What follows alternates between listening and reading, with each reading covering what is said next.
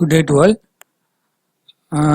In this lecture, we are going to discuss about the electric flux density, and in consequence, we are going to discuss about the gas law.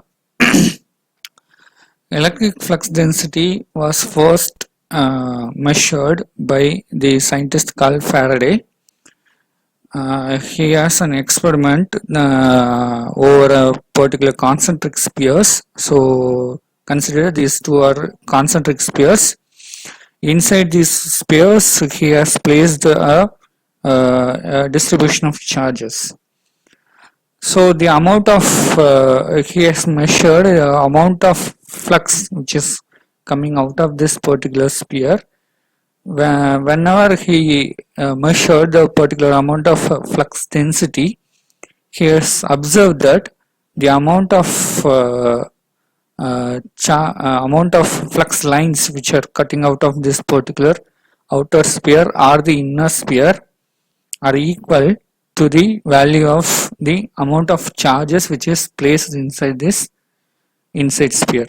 And he has also noted that and he has drawn the flux lines which is originate from the field from the charges to the outer sphere.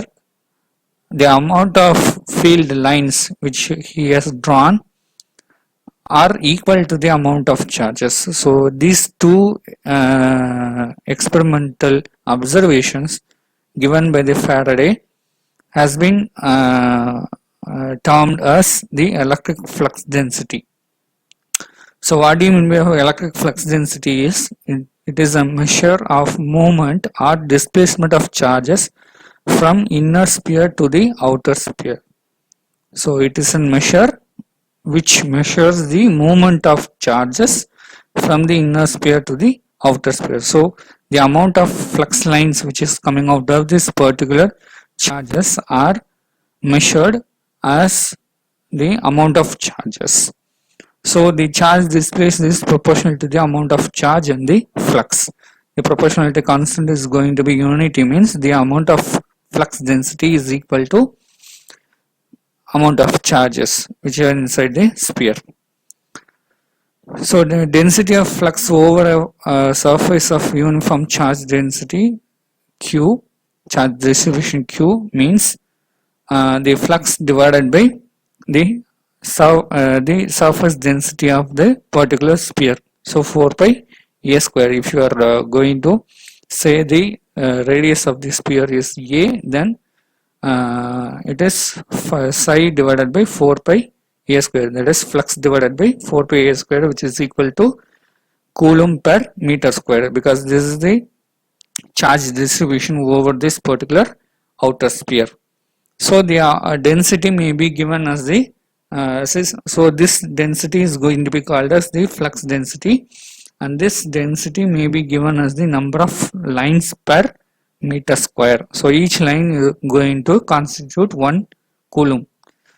So whatever the Faraday measured is going to be called as the electric flux density, and that electric flux density obeys the divergence. So it obeys the laws of divergence, and it obeys the law of divergence theorem.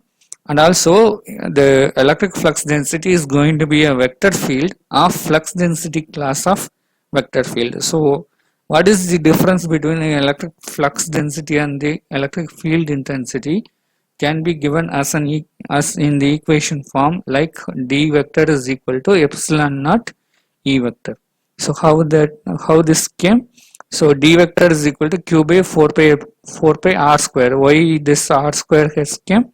Because we have constituted that it is the flux density is equal to psi divided by 4 pi a square. So this psi can be replaced by the Q, means then Q divided by 4 pi r square is going to be the flux density. So if you want to compare this equation with the electric field intensity equation, then we will be having epsilon naught term has been missed here. So if you want to cross multiply this epsilon naught to be in this side, so epsilon naught D means then this particular equation is going to be E vector. So that's why we have written that D vector is equal to epsilon naught E.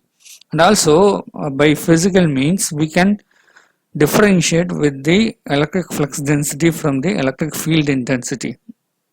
As you know, electric field intensity has been discovered from the has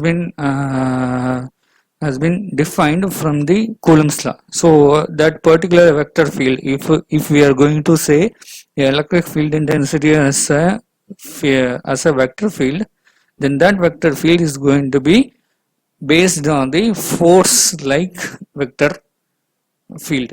So you can say like this, if it is going to be force field, then if this is the origin, then we can say the force field as like this,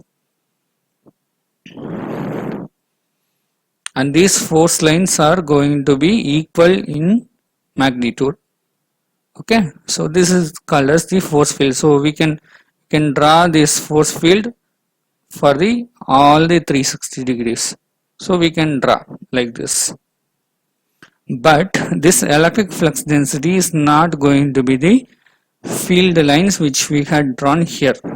So the field lines of this particular vector is going to be increase in nature when it is coming from the particular midpoint. So this you notice that these particular arrows are equal in magnitude. You notice these are equal in magnitude, but this particular electric flux lines are not equal in nature. So while originating, it is they are in smaller in magnitude. So when they coming out, they are all larger in magnitude. Why? Because these flux lines, that is the flux density lines, are going to obey the law of divergence theorem. So they obey the law of divergence. So they obey the character of the divergence. So that is why we have defined this particular D vector as a flux density. So the meaning of Q lines of flux are symmetrically directed outward from the point and pass through the imaginary spherical area of 4 pi r square. So from this explanation, we can come across the Gauss law's statement. This law states that the total electric flux psi through the closed surface is equal to the total charge enclosed by that surface. So if this is going to be electric flux density, which is equal to the charge enclosed, so we can write d vector dot ds is equal to charge enclosed, means we can write integration of rho v into dv. So why we are writing here like this? Because this going to constitute the volume charge density of the particular sphere. So how we have derived this particular formula means we can come across with the definition of some important terms over here. So here you just consider this particular arbitrary enclosed surface over the positive charge Q, and if you are going to measure the particular electric flux density from the particular point, electric field intensity from the particular point on this particular arbitrary surface, you just constitute a point called P. So if you want to draw a particular line from the point P to the Q, then you can draw this particular R vector line. So if it is going to be the case, then the E vector is equal to Q divided by 4 pi epsilon naught R square A r cap. So this particular arbitrary enclosed surface is going to be the Gaussian surface.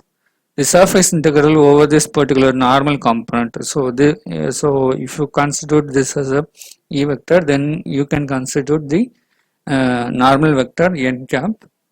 Then the surface integral over this particular E vector dot n into ds is equal to q by 4 pi epsilon naught. So because we know what is the equation for this E, so q divided by 4 pi epsilon naught surface integral of ar cap dot n cap divided by r square. So this particular E vector is constituting the unit vector along this particular r vector. So this ar cap dot this n particular vector, and also this particular E vector is going to be perpendicular for this r vector. So sorry, this particular n cap is perpendicular to the E vector, and also this particular thing is coming across this particular r vector. So that is why we have written like this.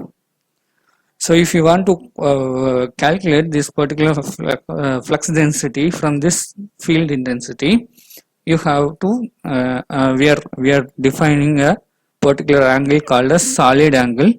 It may be defined as the area of sphere of unit radius, this unit radius sphere centered at the O, which is cut out by a conical surface with O as the vertex and having the perimeter of the surface A. So you are going to cut out this particular sphere of as a conical surface. Then this conical surface has been cutted means that conical surface is going to be called as this your solid angle. So this particular perimeter of this particular conical surface is going to be A divided by r square. So what is this A? This A is the perimeter of the surface A. Then that particular conical surface with O as a vertex will be say as a electric flux density. So sorry, that particular conical surface is going to be called as the solid angle. So from the definition of this particular solid angle, we can write ar cap dot n vector divided by r square into ds as ar cap dot n vector divided by r dash square. Why we are saying this r dash? Because the radius of this cylinder, radius of this sphere is going to be r dash. So if you write that this surface area of this sphere of radius r dash, because we have said that this particular conical surface is going to constitute the electric flux density.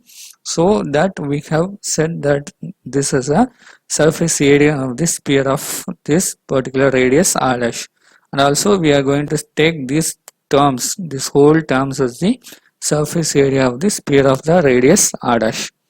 So if you want to calculate the surface area of the sphere, then it is going to be 4 pi a square. So 4 pi r dash square. So you can cut this r dash square, so you will be having the value of 4 pi. So if you